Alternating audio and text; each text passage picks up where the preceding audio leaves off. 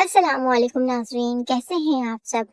آج میں آپ کے لیے لائی ہوں حضرت خالد بن ولید رضی اللہ تعالی عنہ کے بارے میں ایک سیریز۔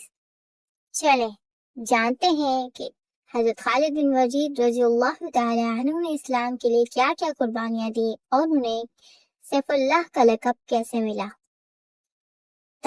تبوک کے مقام پر حضور اقدس صلی اللہ علیہ وسلم اپنے لشکر کے ساتھ رونق افروز تھے، اور آپ صلی اللہ علیہ وسلم کے سامنے قسطنطنیہ کا عیسائی شہنشاہ ہرکلس اپنے لشکر کے ساتھ خیمہ زن تھا۔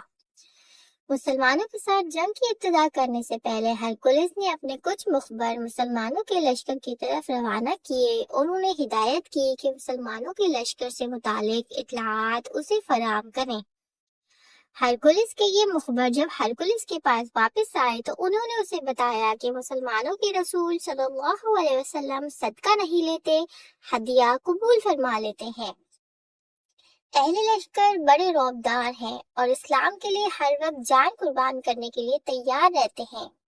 یہ اطلاعات سنتے ہی عیسائیوں کے شہنشاہ کے رونگٹے کھڑے ہو گئے۔ مورخین کہتے ہیں کہ اس کے ہوش و حواس گم ہو گئے تھے اور وہ مسلمانوں کا مقابلہ کیے بغیر اپنے لشکر کو لے کر واپس چلا گیا۔ حضور اقدس صلی اللہ علیہ وسلم نے 20 روز تک تبوک کے مقام پر قیام کیا۔ یہاں آپ صلی اللہ علیہ وسلم نے ایک مسجد تعمیر کرائی اور آس پاس کے علاقے میں تبلیغ اسلام کے لیے کچھ حضرات کو روانہ کیا۔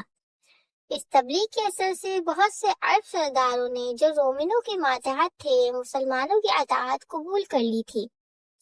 جن عیسائی حکمرانوں نے آپ کی اطاعت قبول کی ان میں ایلا کا حاکم یوحنا تھا۔ یہ بذات خود حضور اقدس صلی اللہ علیہ وسلم کی خدمت میں حاضر ہوا اور جزیہ دے کر آپ سے معاہدہ کر لیا۔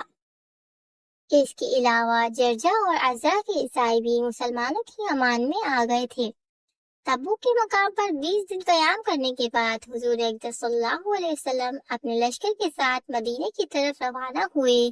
راستے میں آپ نے اپنے ایک عظیم سالار اور عالم اسلام کے نایاب فرزند کو دومتا الجندل کے قلعے کی طرف روانہ کیا۔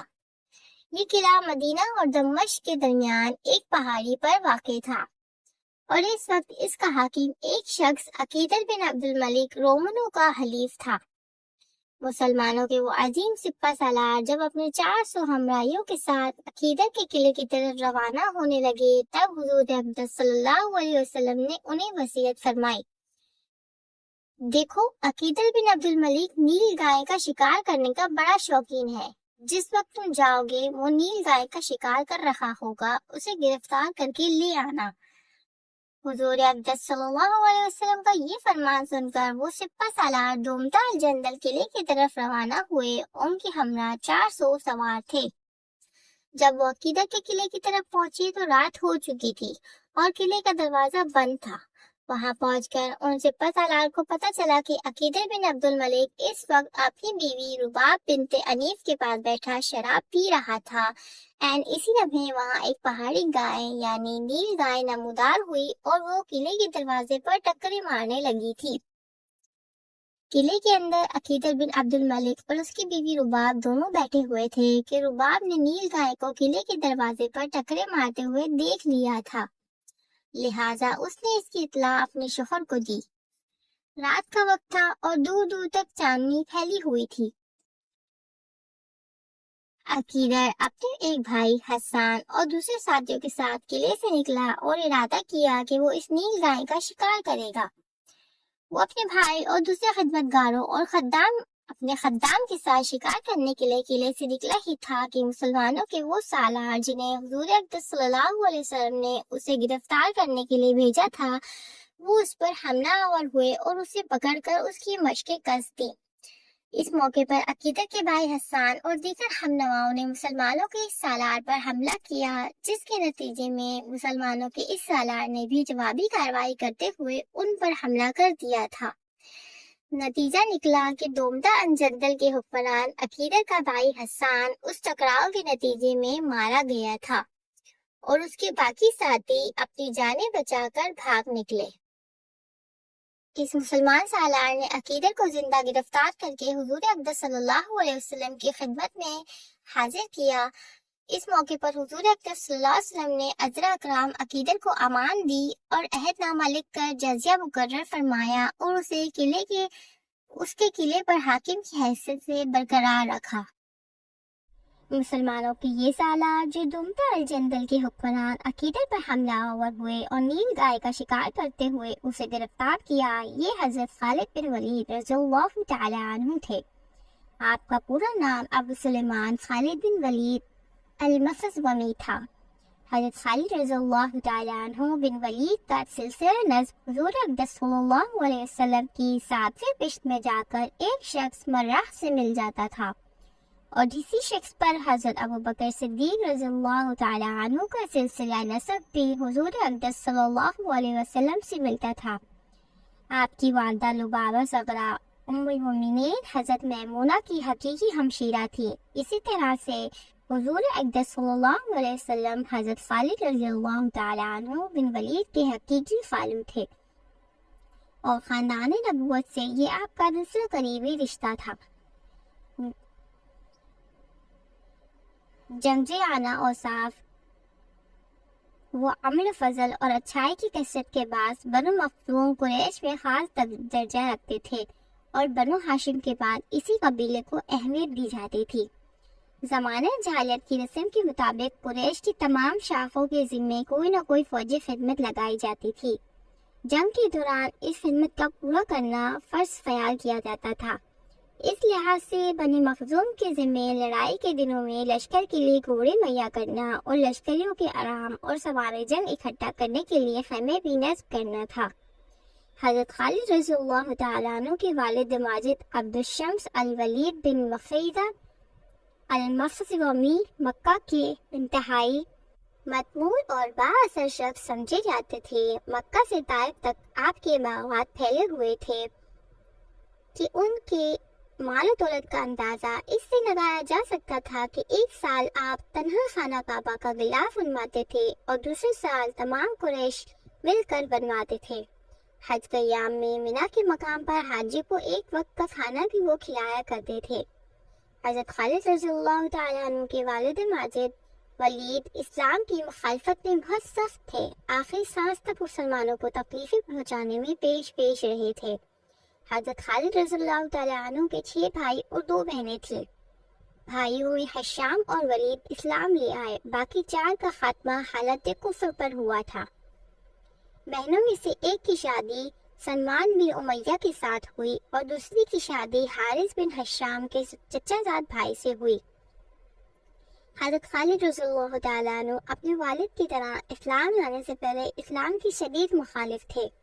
مسلمانوں کے خلاف زبانی نہیں بلکہ عملی کارروائیوں میں بھی بڑھ چڑھ کر حصہ لیتے تھے، بلکہ اوروں کی نسبت بھی کارروائیوں میں ان کا زیادہ حصہ ہوا کرتا تھا۔ غزوہ احد میں مسلمانوں نے جو نقصان اٹھایا اس کی بڑی وجہ حضرت خالد رضی اللہ تعالیٰ عنہ کی جنگی فراست و بہادری بھی تھی۔ اس غزوہ میں مسلمانوں نے جبل احد کو پشت کی طرف رکھ کر صف آرائی کی تھی۔ اس پہاڑ پر ایک درہ تھا جسے عبور کر کے دشمن مسلمانوں کے عقب پر حملہ کر سکتا تھا۔ حضور اقدس صلی اللہ علیہ وسلم اس خطرے سے واقف تھے، چنانچہ حضور اقدس صلی اللہ علیہ وسلم نے عبداللہ بن زہیر کو 50 تیر اندازے کے ساتھ وہاں متعین کر دیا تھا اور تاکید فرمائی تھی کہ لڑائی کا خواہ کچھ بھی انجام ہو تم لوگ اپنی جگہ نہ چھوڑنا۔ خالد رضی اللہ تعالیٰ عنہ بن ولید غزوہ احد میں مشرکین قریش کے دستوں کی قیادت کر رہے تھے۔ انہوں نے کئی بار اس درہ کی طرف سے مسلمانوں پر حملے کی کوشش کی، لیکن تیر اندازوں کے دستے کی وجہ سے ہر مرتبہ واپس لوٹنا پڑا۔ بعد میں جب مشرکین کے پاؤں اکھڑ گئے، انہیں شکست ہوئی اور مسلمان مال غنیمت جمع کرنے میں مشغول ہو گئے اور درے کی حفاظت کرنے والے تین اندازوں نے بھی اپنی جگہ چھوڑ دی، باوجود اس بات کے کہ مکہ کے نامور بہادر اور آزمودہ کار سالار میدان چھوڑ چکے تھے، لیکن نو عمر خالد رضی اللہ تعالیٰ عنہ بن ولید نے ہمت نہ ہاری۔ ان کے ساتھی میدان جنگ سے فرار ہو گئے تھے، لیکن انہوں نے جبل احد کے درے کو غیر محفوظ پاتے ہی ایک چکر کاٹ کر مسلمانوں پر حملہ کر دیا تھا۔ یہ حملہ جو کہ مسلمانوں کی توقع کے بالکل خلاف تھا، ان کی صفوں میں افراتفری مچ گئی यहाँ तक कि हुजूर अक़दस सल्लल्लाहु अलैहि वसल्लम की ज़ात अक़दस भी खतरात में घिर गई। अगरचे हज़रत खालिद रज़ियल्लाहु ताला अन्हु की ये कामयाबी आजिज़ साबित हुई और मुसलमान संभल कर कुफ़ार पर हमला आवर हुए, उन्होंने भगा दिया, लेकिन जहाँ उनकी दूरअंदेशी, अस्करी तदब्बुर और दिलेरी का ताल्लुक है, उनके बड़े से बड़े मुखालिफ को भी मानना पड़ता है कि शिकस्तपुरा लश्कर के सिपाहियों को इकट्ठा करके फातिह मुसलमानों पर अक़ब से हमला कर देना एक बहुत बड़ी अस्करी कारनामा था। जंग अहद से सुलह हुदैबिया तक हज़रत खालिद रज़ियल्लाहु ताला अन्हु हर वक्त मुसलमानों को नुकसान पहुंचाने की फिक्र में लगे रहते थे और इस काम में अकरमा रज़ियल्लाहु ताला अन्हु बिन अबू जहल और उम्र रज़ियल्लाहु ताला अन्हु बिन अल-आस भी उनके साथी हुआ करते थे। सन 20 हिजरी में जब हुजूर अक़दस सल्लल्लाहु अलैहि वसल्लम उम्रे के लिए मक्के की तरफ रवाना हुए तो कुफ़ार को ख्याल गुजरा कि मुसलमान मक्का पर कब्जा करने के लिए आ रहे हैं। चुनांचे उन्होंने खालिद रज़ियल्लाहु ताला अन्हु बिन वलीद को 200 सवारों के साथ मुसलमानों की नक़्ल हरकत देखने के लिए भेजा और खुद जंग की तैयारियां करने लगे। मुसलमानों का काफिला हुदैबिया के मकाम पर आकर ठहर गया। जब हुजूर सल्लल्लाहु अलैहि वसल्लम को मालूम हुआ कि कुफ़ार लड़ाइयाँ की तैयारियां कर रहे हैं तो आपने कहला भेजा कि मैं उम्रे के लिए आया हूँ, लड़ाई मेरा मकसूद नहीं है। हज़रत खालिद रज़ियल्लाहु ताला अन्हु बिन वलीद और आपके साथियों ने अपनी तरफ से पूरी कोशिश की कि किसी न किसी तरह मुसलमानों से उलझ पड़े, लेकिन हुजूर अक़दस सल्लल्लाहु अलैहि वसल्लम का तदब्बुर और अमन पसंदी उनके इरादों पर गालिब आई और कुफ़ार के साथ मुसलमानों की सुलह तय हो गई। इस सुलह से मुसलमानों के लिए कामयाबी का दरवाज़ा खुल गया, कुफ़ार के लिए शिकस्त और जिल्लत का आगाज़ हो गया। हज़रत खालिद रज़ियल्लाहु ताला अन्हु बिन वलीद और उनके साथियों को ये सुलह बड़ी नागवार गुजरी थी और उन्हें ये महसूस होने लगा कि कोई दिन ऐसा भी आएगा जब सारे अरब पर तौहीद का झंडा लहराने लगेगा। चुनांचा उन हालात को देखते हुए उनके साथी उमर रज़ियल्लाहु ताला अन्हु बिन अल-आस दिल बर्दाश्ता होकर हबशा की तरफ चले गए। उन्होंने खालिद रज़ियल्लाहु ताला अन्हु बिन वलीद को भी अपने साथ ले जाना चाहा, लेकिन खालिद रज़ियल्लाहु ताला अन्हु ने इसी में मसलहत जानी कि मक्का में बैठकर हालात का जायजा लिया जाए। मक्का में क़याम के दौरान ही आपके दिल में इस्लाम से मोहब्बत की इब्तिदा पैदा हो गई। इस मोहब्बत की इब्तिदा सुलह हुदैबिया से पहले ही हो चुकी थी। ये वो अय्याम थे जब हज़रत खालिद रज़ियल्लाहु ताला अन्हु मुसलमानों की नक़्ल हरकत मालूम करने के लिए गश्त लगाया करते थे। हज़रत खालिद रज़ियल्लाहु ताला अन्हु खुद फरमाते हैं, जब रसूल करीम सल्लल्लाहु अलैहि वसल्लम इनान के मकाम पर क़याम फरमाते तो मैंने देखा कि हुजूर अक़दस सल्लल्लाहु अलैहि वसल्लम नमाज अदा कर रहे थे। मैंने हर जन कोशिश की कि हुजूर अक़दस सल्लल्लाहु अलैहि वसल्लम और आप सल्लल्लाहु अलैहि वसल्लम के असहाब को नुकसान पहुंचाऊं, लेकिन मेरी कोई पेश ना गई। इस वक्त मेरे दिल में इल्हाम हुआ कि खुदा इनका हाफिज़ नासिर है और हम चाहे कितनी भी कोशिश कर लें इन पर गालिब नहीं आ सकते। इस तरह पहली बार इस्लाम की सदाकत हज़रत खालिद रज़ियल्लाहु ताला अन्हु पर ज़ाहिर हुई। अपने दस्तूर के मुताबिक कुदरत ने खालिद रज़ियल्लाहु ताला अन्हु को जहाँ बेमिसाल बहादुरी और शहज़ोरी बख्शी थी, वहाँ सच्चाई कबूल करने की बेपा सलाहियत भी अता की थी। हज़रत खालिद रज़ियल्लाहु ताला अन्हु के एक भाई पहले ही इस्लाम कबूल कर चुके थे और उन्होंने हुज़ूर अक़दस सल्लल्लाहु अलैहि वसल्लम के पास मदीना ही में रिहाइश इख्तियार कर ली थी। उन्होंने हुज़ूर अकरम सल्लल्लाहु अलैहि वसल्लम के कहने पर अपने भाई खालिद को खत लिखा और इस्लाम कबूल करने की दावत दी। अपने हज़रत खालिद रज़ियल्लाहु ताला अन्हु खुद फरमाती है कि इस खत ने गोया मेरे दिल में आग बरसा कर रख दी थी। भाई का खत देखते ही मेरी ऐसी हालत हो गई जैसे फूस में किसी ने आग लगा दी हो। मेरी ज़बान पर बेइख्तियार कलमा तौहीद जारी हो गया और जी चाहा कि पर लगाकर हुजूर अक़दस सल्लल्लाहु अलैहि वसल्लम की खिदमत में हाजिर हो और अपना तन मन और धन सब कुछ आप सल्लल्लाहु अलैहि वसल्लम के लिए कुर्बान कर दो। चुनांचे इसी वालिहाना अंदाज में हज़रत खालिद रज़ियल्लाहु ताला अन्हु अपने एक साथी उस्मान बिन तलहा के साथ मक्का से मदीना की तरफ रवाना हुए ताकि हुजूर अक़दस सल्लल्लाहु अलैहि वसल्लम की खिदमत में हाजिर होकर इस्लाम कबूल कर लें। रास्ते में उन दोनों की मुलाकात उमर बिन अस्सास से भी हो गई। جو حبشہ سے اسلام قبول کرنے کے لیے حضور اقدس صلی اللہ علیہ وسلم کی خدمت میں آ رہے تھے۔ اس طرح یہ تینوں صاحب حیثیت اور عالم اسلام کے نامور اور عظیم سالار بننے والے حضور اقدس صلی اللہ علیہ وسلم کی خدمت میں حاضر ہوئے اور حلقہ بگوش اسلام ہوئے۔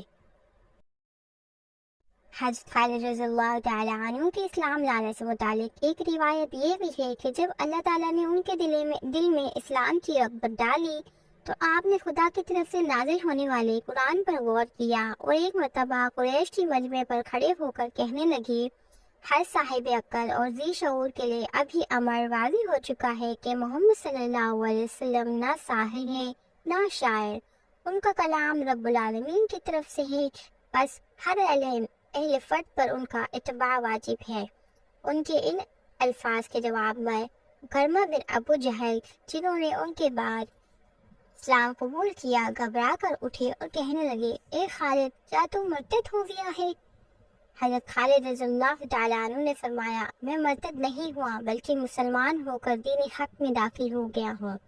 تب اکرمہ بن ابو جہل کہنے لگے، واللہ تیرے بجس تیرے علاوہ کوئی نہیں ہے جو ایسی بات زبان پر لائے۔ حالانکہ جنگ بدر میں محمد صلی اللہ علیہ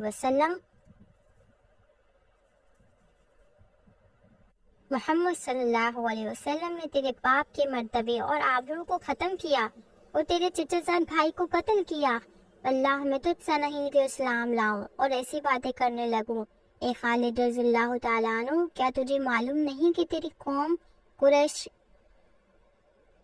محمد صلی اللہ علیہ وسلم سے برسر بیکار ہے؟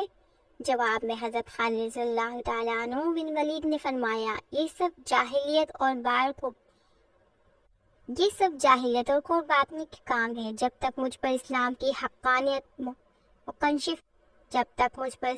حقانیت منکشف نہیں ہوئی تھی، میں بھی تم لوگوں کے ساتھ تھا، لیکن اب جب کہ مجھ پر حق ثابت ہو چکا ہے اور میں صدقے دل سے مسلمان ہو چکا ہوں۔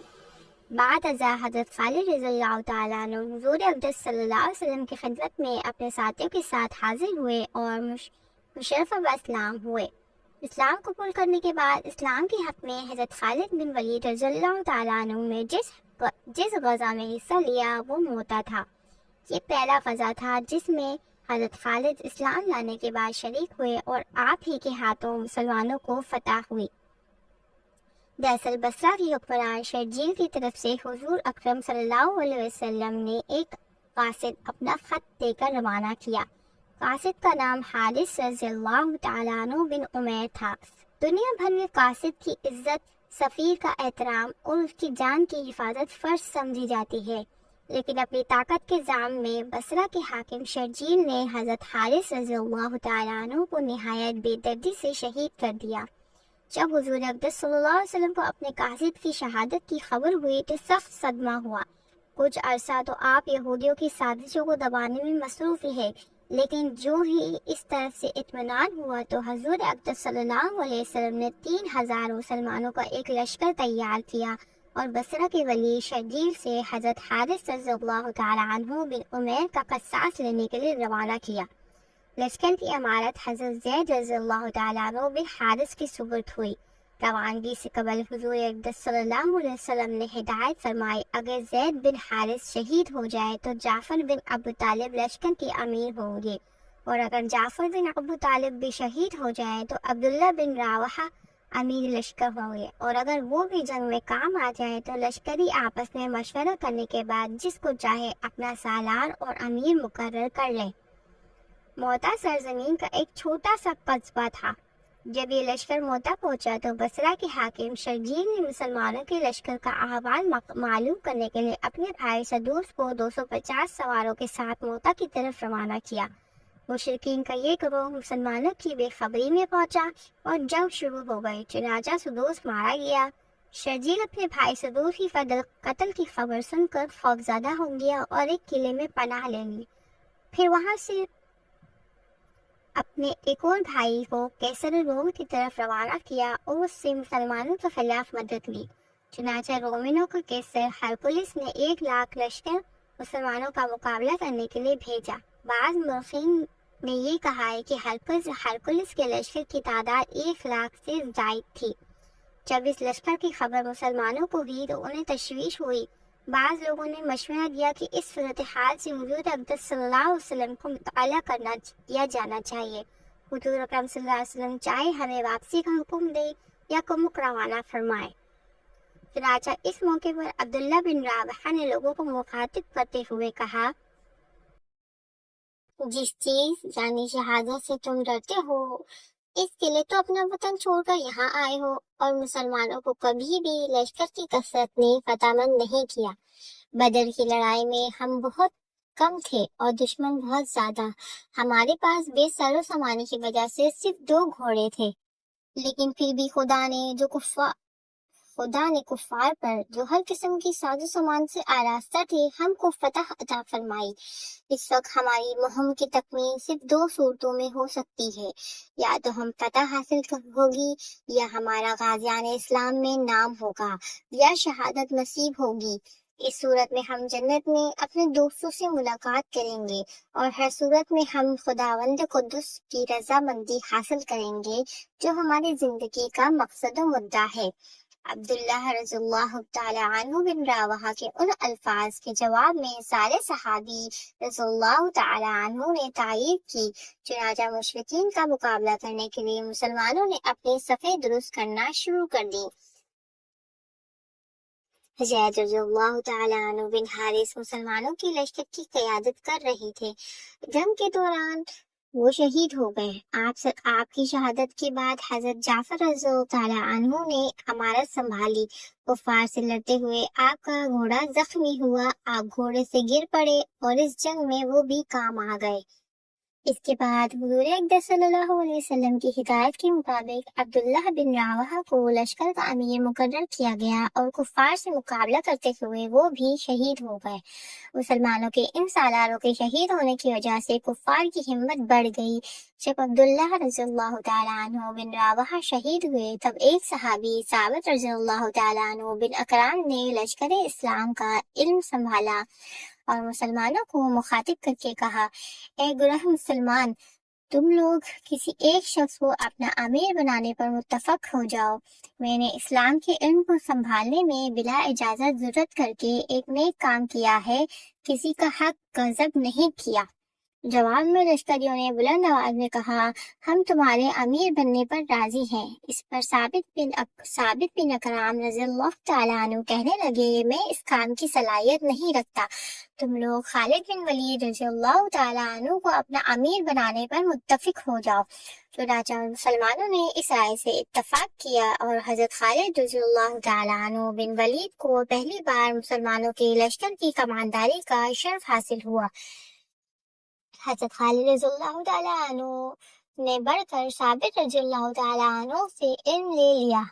علم اسلامی کو لیتے ہوئے ثابت رضی اللہ تعالیٰ عنہ بن اکرام سے کہا، تم مجھ سے عمر میں بڑے بھی ہو اور مرتبے میں بھی، کیونکہ تم اصحاب بدر میں سے ہو۔ لیکن ثابت رضی اللہ تعالیٰ عنہ بن اکرام نے فرمایا، یہ سب کچھ صحیح، مگر جنگ میں مہارت و شجاعت اور مردانگی تمہارا ہی حصہ ہے۔ فی الواقعہ میں نے علم تمہیں ہی دینے کے لیے اٹھایا تھا۔ حضرت خالد رضی اللہ تعالیٰ عنہ بن ولید جب اپنے لشکر کے امیر ہوئے تو مسلمان خوفزدہ ہو کر بھاگ رہے تھے۔ یہ حال دیکھ کر حضرت خالد رضی اللہ تعالیٰ عنہ کے اشارے پر ایک مسلمان لشکری نے بھاگتے مسلمانوں کو پکار کر کہا، مسلمانوں، میں تم سے پوچھتا ہوں کہ آخر تم موت سے بھاگ کر کہاں جا سکتے ہو؟ وہ تو تمہیں ہر جگہ آ پکڑے گی۔ کیوں نہ جہاد میں مردوں کی طرح جان دے دے؟ ذرا غور کرو، اللہ کے راستے میں جہاد کرتے ہوئے شہید ہونا اچھا ہے یا بزدلوں کی طرح بھاگتے ہوئے پشتوں پر دشمن کے تیر کھانا اچھا ہے؟ یاد رکھو، جو لوگ موت سے ڈر کر بھاگتے ہیں انہیں دنیا کے کسی حصے میں بھی ذلت، خوف اور نامرادی سے نجات نہیں ملتی۔ ایک مومن کے لیے سب سے بڑی کامیابی یہی ہے کہ وہ مردانہ وار مقابلہ کرتے ہوئے سینے پر زخم کھائے اور سرخرو ہو کر اپنے معبود کے پاس پہنچے۔ کیا تم اس معمولی سی بات کو بھی نہیں سمجھتے؟ اگر یوں ہی بھاگتے رہو تو کافر تم میں سے ایک کو بھی گھر تک نہ پہنچتے دیں گے اور تم سب بزدلوں کی موت مارے جاؤ گے۔ یہ سن کر مسلمان پلٹے اور संभले। फिर हजरत खालिद रज़ियल्लाहु ताला अन्हु बिन वलीद की सालारी में हैरत अंगेज फुर्ती और होशमंदी के साथ मुनज़्ज़िम होकर आगे बढ़े और दुश्मन पर जोरावर हमला कर दिया। यूं रात हो गई और दोनों लश्कर अपने अपने पड़ाव की तरफ चले गए।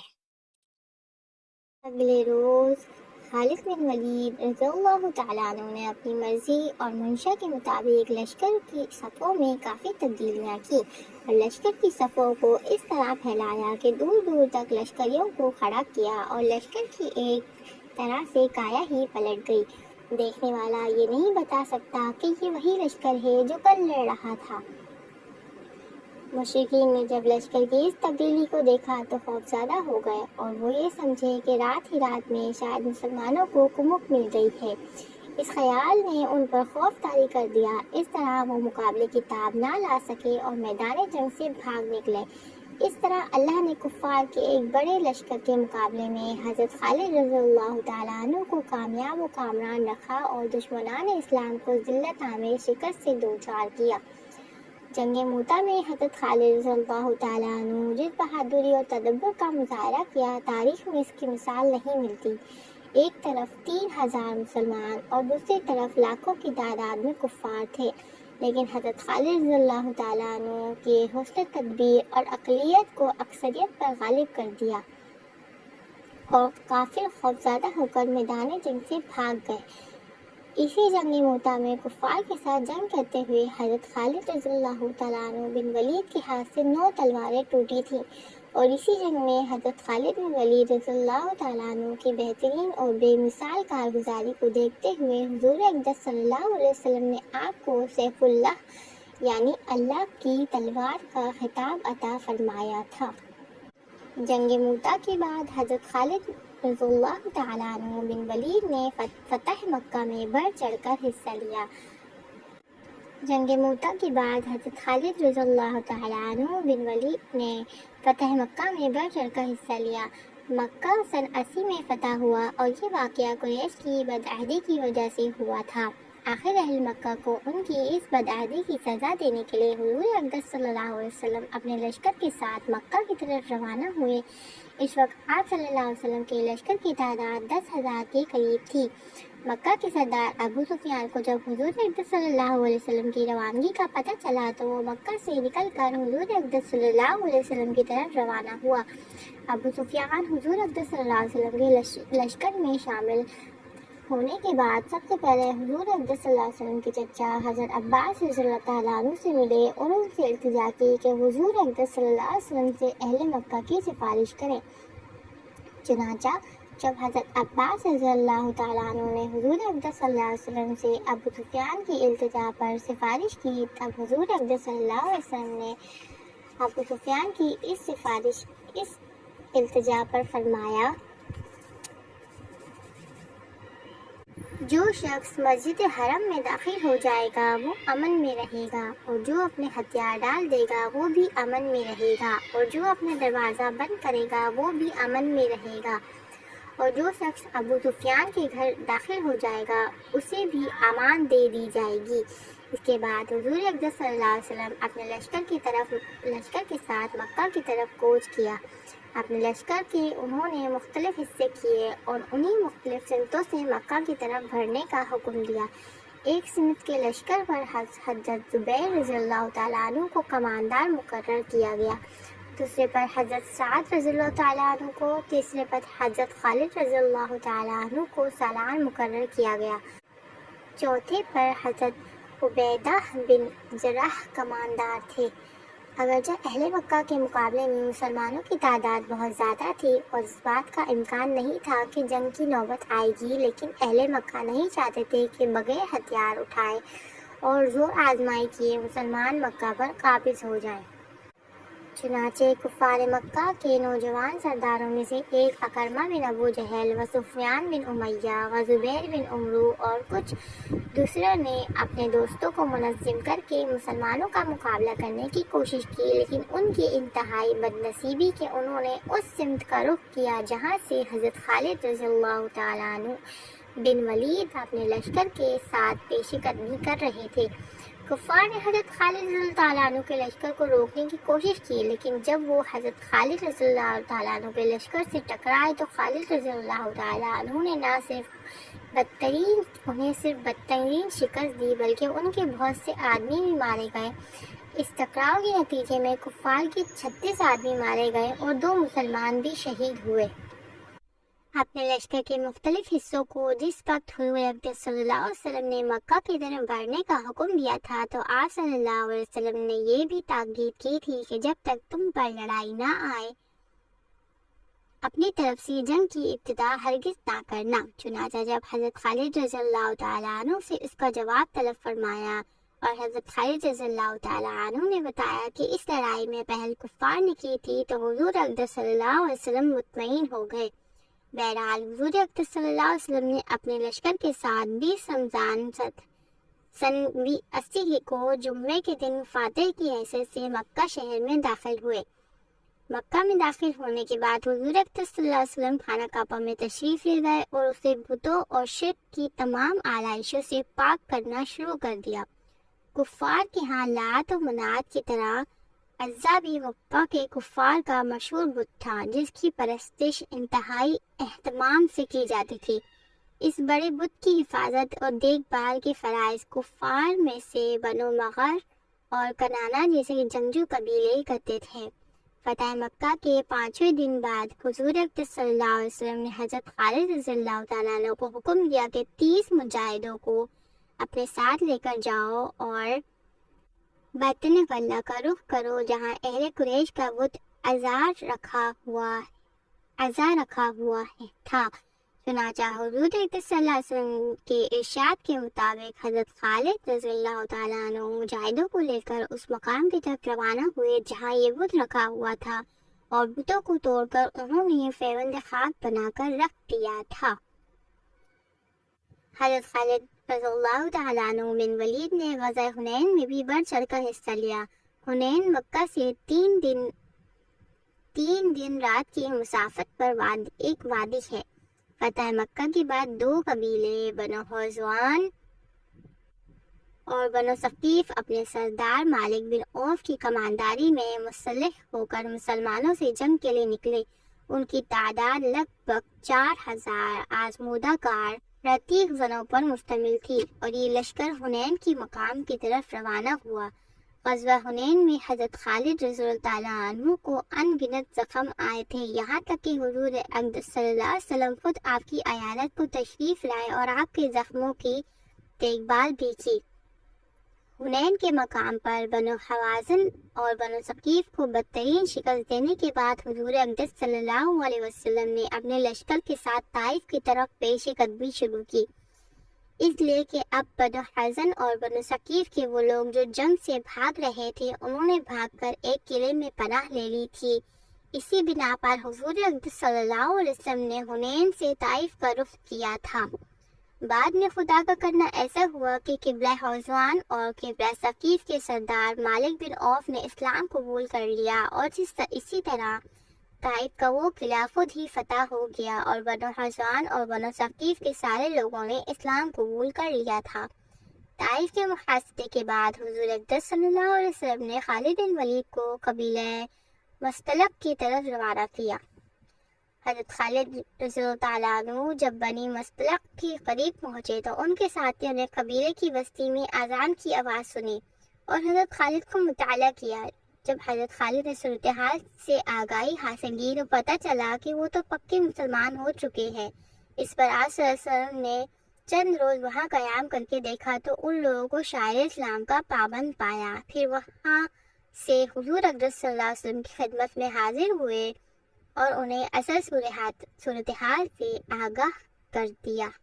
بنو مستلق کے احوال کی درستگی کے بعد حضرت خالد رضی اللہ تعالیٰ عنہ بن ولید نے حضور اقدس صلی اللہ علیہ وسلم کے ساتھ آخری غزوہ تبوک میں حصہ لیا۔ اس کی تفصیل کچھ یوں ہے کہ جب رجب کے مہینے میں ارض شام کی طرف سے ایک قافلہ روغن زیتون اور کچھ اور اشیاء لے کر مدینہ میں تجارت کے لیے آیا اور انہوں نے اہل مدینہ کو بتایا کہ رومنوں کے شہنشاہ ہرکلس نے مسلمانوں کو تباہ و برباد کرنے کے لیے ایک بہت بڑا لشکر جمع کر لیا ہے۔ انہوں نے یہ بھی انکشاف کیا کہ بہت سے عرب قبائل جنہوں نے ابھی تک اسلام قبول نہیں کیا تھا، وہ شمال میں آباد ہیں، وہ بھی ہرکلس کا ساتھ دے رہے ہیں اور عنقریب وہ مدینہ پر چڑھائی کریں گے۔ قافلے والے جو یہ خبر لائے تو پورے مدینہ میں یہ خبریں پھیل گئیں۔ حضور اقدس صلی اللہ علیہ وسلم نے جب خبر پائی تو مسلمانوں سے فرمایا، سامان جنگ درست کرو اور دشمن کو راستے میں ہی روک لو۔ سارے قبائل کو جنگ کی تیاری کی اطلاع دی گئی اور سامان سفر درست ہونے لگا، اور اس جنگ کے لیے حضور اقدس صلی اللہ علیہ وسلم نے سب کو پوری تیاری اور انتظام کے ساتھ نکلنے کا حکم صادر فرمایا۔ بہرحال حضور اکرم صلی اللہ علیہ وسلم لشکر کے ساتھ نکلے۔ لشکر کی تعداد 30,000 تھی، جس میں 10,000 سوار تھے، اور حضور اقدس صلی اللہ علیہ وسلم نے لشکر کے مقدمہ الحبیش پر حضرت خالد رضی اللہ تعالیٰ عنہ بن ولید کو سالار مقرر کیا۔ لشکر کے دوسرے حصے پر طلحہ بن عبید اللہ اور عبد الرحمن بن عوف کو سالار مقرر کیا گیا۔ اس لشکر کے ساتھ حضور اقدس صلی اللہ علیہ وسلم نے تبوک کے مقام پر قیام کیا۔ ادھر ہرکلس کو جب خبر ہوئی کہ مسلمانوں کا لشکر ان کے رسول صلی اللہ علیہ وسلم کی سرکردگی میں تبوک کے مقام پر پڑاؤ کیے ہوئے ہے، تو اس نے اپنے مخبر روانہ کیے تاکہ مسلمانوں کے احوال جاننے کی کوشش کرے۔ جب ہرکلس کے مخبروں نے اسے جا کر بتایا کہ مسلمان کے رسول صدقہ نہیں لیتے، ہدیہ قبول فرما لیتے ہیں، اہل لشکر بڑے روبدار ہیں، اسلام کے لیے ہر وقت جان قربان کرنے کے لیے تیار رہتے ہیں، تو ہرکلس کے ہوش و حواس جاتے رہے اور لڑے بنا ہی وہ اپنے لشکر کو لے کر بھاگ گیا۔ اس کے بعد حضور اقدس صلی اللہ علیہ وسلم نے واپسی کا سفر کیا، ساتھ ہی حضرت خالد رضی اللہ تعالیٰ عنہ کو دومتا الجندل پر حملہ آور ہونے کے لیے روانہ کیا، اور آپ رضی اللہ تعالیٰ عنہ نے دومتا الجندل کو فتح کر کے اس کے حاکم عقیدر کو حضور اقدس صلی اللہ علیہ وسلم کی خدمت میں پیش کر دیا۔ اس کے بعد حضور اقدس صلی اللہ علیہ وسلم نے ہجرت کے 10ویں سال حضرت خالد رضی اللہ تعالیٰ عنہ کو ایک جماعت کے ساتھ قبیلہ بنی حارث کی طرف روانہ کیا، کیونکہ ان لوگوں کی شرارتیں اور ظلم حد سے تجاوز کر گئے تھے۔ حضرت خالد کو روانہ کرتے وقت حضور اقدس صلی اللہ علیہ وسلم نے حکم دیا وہاں پہنچ کر نرمی کے ساتھ دعوت اسلام دینا اور انہیں بڑی آہستگی سے سمجھانا، اگر اس کے بعد بھی وہ لوگ نہ مانے تو پھر تلوار سے کام لینا۔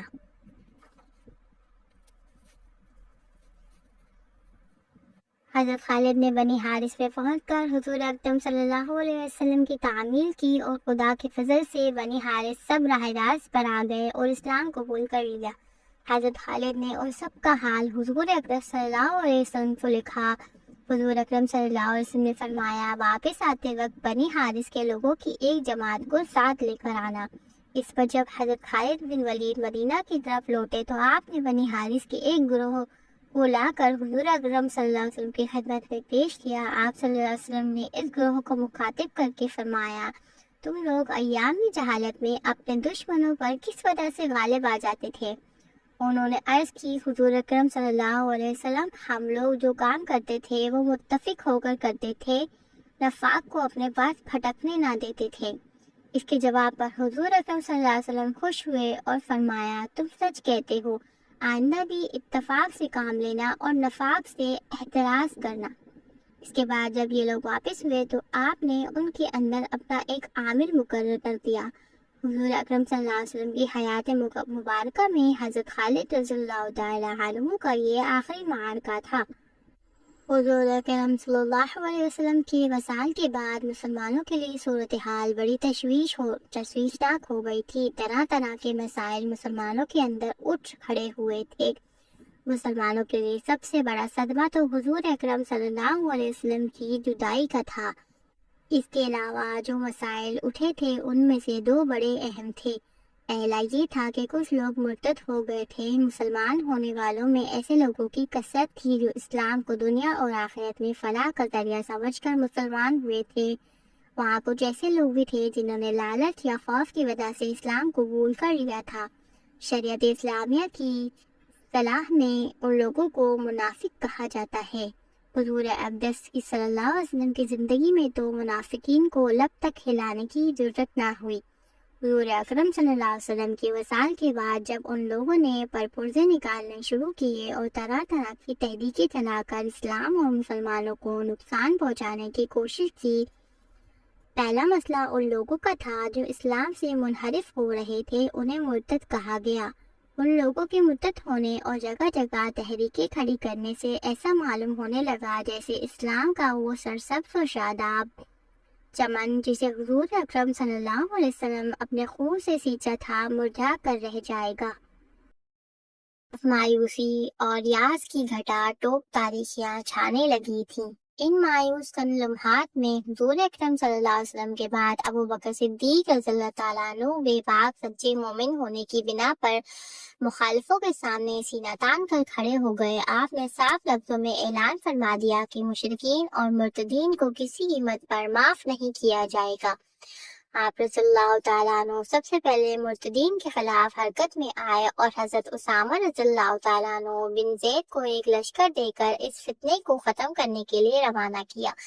اسامہ رضی اللہ تعالیٰ عنہ نے اس فتنے کو جڑ سے ختم کیا اور اس کے بعد خاتمے پر بہت سا مال غنیمت بھی لے کر لوٹے۔ اس کے بعد ان لوگوں کا نمبر آیا جنہوں نے نبوت کا جھوٹا دعویٰ کیا تھا۔ نبوت کا دعویٰ کرنے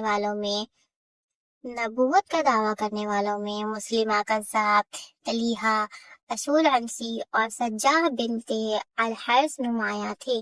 ان میں سے اسود عنسی تو حضور اکرم صلی اللہ علیہ وسلم کی حیات مبارکہ میں ہی ایک شخص فیروز کے ہاتھوں کیفر کردار کو پہنچ چکا تھا۔ باقیوں کا خاتمہ کرنے کے لیے حضرت ابو بکر صدیق رضی اللہ تعالیٰ عنہ نے عہد کیا کہ انہیں سزا دینے کے لیے آپ رضی اللہ تعالیٰ عنہ نے حضرت خالد بن ولید کو مقرر کیا۔ سب سے پہلے حضرت خالد بن ولید رضی اللہ تعالیٰ عنہ نے طلیحہ کا رخ کیا۔ اس شخص نے نبوت کا دعویٰ کرنے کے بعد بنو فراز، بنو اسد اور بنو غطفان کو اپنے ساتھ ملا لیا تھا، اور اس طرح طلیحہ نے اچھا خاصا بڑا لشکر تیار کر لیا اور اس نے براخا کے مقام پر پڑاؤ کر لیا تھا۔ حضرت خالد رضی اللہ تعالیٰ عنہ بن ولید بھی اپنے لشکر کے ساتھ بڑی تیزی سے منزل مارتے ہوئے براخا جا پہنچے۔ دونوں لشکر ایک دوسرے کے آمنے سامنے ہوئے۔ صورتحال ابتر ہوتی جا رہی تھی۔ حضرت خالد رضی اللہ تعالیٰ عنہ دشمن پر حاوی ہوتے دکھائی دے رہے تھے۔ نبوت کا دعویٰ کرنے والا طلیحہ اپنی بیوی کے ساتھ گھوڑے پر سوار ہو کر شام کی طرف بھاگ گیا۔ اس کے سرکردہ لوگوں کو گرفتار کر کے حضرت خالد رضی اللہ تعالیٰ عنہ نے حضرت ابو بکر صدیق رضی اللہ تعالیٰ عنہ کی طرف روانہ کر دیا۔ طلیحہ کو کہ اس وقت شام کی طرف بھاگ گیا تھا، لیکن حضرت عمر فاروق رضی اللہ تعالیٰ عنہ کے زمانہ خلافت میں سچے دل سے ایمان لایا اور لشکر اسلام کے ساتھ ہو کر دشمنان اسلام سے خوب لڑا۔ پھر قبیلہ بنی اسد اور بنی غطفان بھی سچے دل سے اسلام قبول کر گئے تھے۔ اس کے بعد حضرت خالد رضی اللہ تعالیٰ عنہ بن ولید نے نبوت کا دعویٰ کرنے والے مسلمہ کذاب کا رخ کیا۔ یہ شخص قرآن مقدس کی آیت کے مقابلے میں مقفع اور مذبح عبادتیں بنا بنا کر لوگوں کو سنایا کرتا تھا اور اسلام میں جن چیزوں کی ممنوعات تھی انہیں جائز قرار دینے لگا تھا۔ حضرت ابو بکر صدیق رضی اللہ تعالیٰ عنہ نے پہلے اس کی سرکوبی کے لیے 2 لشکر کیے، بعد دیگر روانہ کیے۔ 2 لشکر یکے بعد دیگر روانہ کیے، لیکن انہیں کامیابی نہ ہو سکی۔ اس لیے مسلمہ کذاب کے پاس لگ بھگ 40,000 کا ایک بہت بڑا لشکر جمع ہو چکا تھا۔ پھر اس کی سرکوبی کے لیے حضرت ابو بکر صدیق رضی اللہ تعالیٰ عنہ نے حضرت خالد بن ولید رضی اللہ تعالیٰ عنہ کو روانہ کیا۔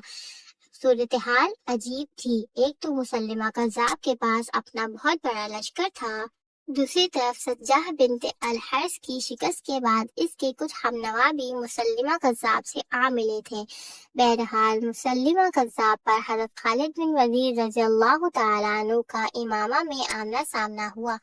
مسلمہ کذاب کے لشکر کی تعداد بہت زیادہ تھی اور بظاہر یہی دکھائی دیتا تھا کہ وہ مسلمانوں کو پسپا کر دے گا، لیکن حضرت خالد بن ولید رضی اللہ تعالیٰ عنہ کے ساتھ کام کرنے والوں نے اس قدر جان فروشی کے ساتھ حملے کیے کہ لاتعداد مخالفین کو جہنم وصال کیا۔ یہاں حضرت خالد رضی اللہ تعالیٰ عنہ بن ولید کے ہاتھوں مسلمہ کذاب کو بدترین شکست ہوئی اور وہ ایک باغ میں گھس گیا جسے حدیقہ الموت یعنی موت کا باغ کہتے ہیں۔ اس جنگ میں بہت سے مسلمان بھی شہید ہوئے۔ حضرت خالد رضی اللہ تعالیٰ عنہ نے جنگ میں مسلمان شہداء کو دیکھ کر فرمایا، آج سے بدتر اور سخت دن میں نے کوئی نہیں دیکھا۔ آپ رضی اللہ تعالیٰ عنہ نے لشکر اسلام کو جہاد کی ترغیب دی، چنانچہ اس باغ کا محاصرہ کر لیا جس میں مسلمہ کذاب نے اپنے لشکر کے ساتھ پناہ لی تھی۔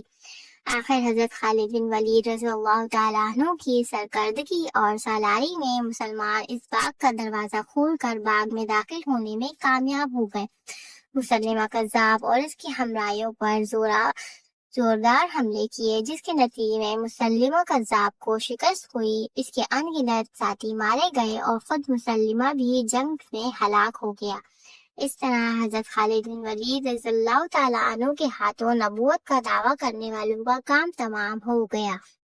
انشاءاللہ حضرت خالد بن ولید رضی اللہ تعالیٰ عنہ کے بارے میں ہم اگلے ایپیسوڈ میں اور بھی بہت کچھ جانیں گے، تو میرے ساتھ جڑے رہیے گا اور میرے چینل کو لائک اور سبسکرائب کرنا نہ بھولیے گا۔ Thank you so much.